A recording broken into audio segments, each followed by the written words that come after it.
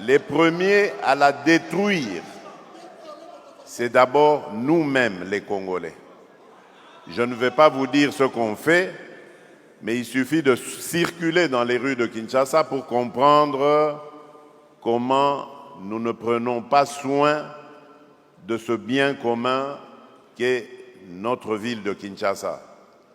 Moi qui suis un ancien, je peux vous dire que j'ai vécu l'époque où on surnommait encore notre ville Kinshasa la Belle. Et toute l'Afrique était d'accord avec ce surnom, Kinshasa la Belle. Cette ville attirait beaucoup d'étrangers.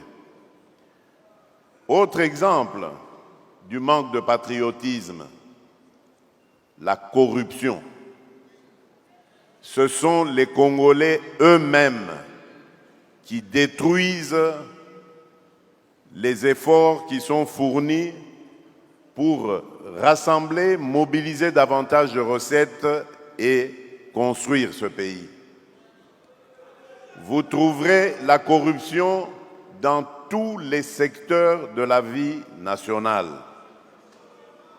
Or, la corruption est un cancer. Quand vous détournez de l'argent, par exemple, destiné à l'éducation des enfants, mais vous tuez l'avenir de ce pays. Quand vous détournez de l'argent destiné aux soins de santé des individus, mais vous mettez en péril tout un peuple qui peut, pour construire son pays, qui a besoin d'être en bonne santé. Et c'est ça, ce manque de patriotisme que nous avons. Et le dernier exemple que je donnerai, il y en a plein, vous les connaissez, vous les vivez tous les jours, c'est celui qui me tient en ce moment à cœur, celui de la sécurité de notre pays. Lorsque je suis arrivé à la tête de ce pays, j'ai trouvé une armée, pardonnez-moi l'expression, de clochards.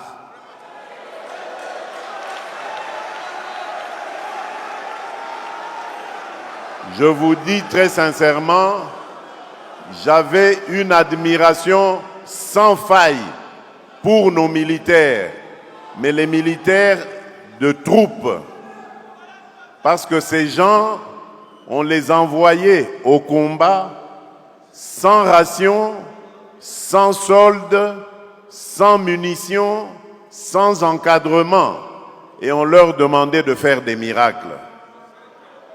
Et il leur est arrivé de faire des miracles.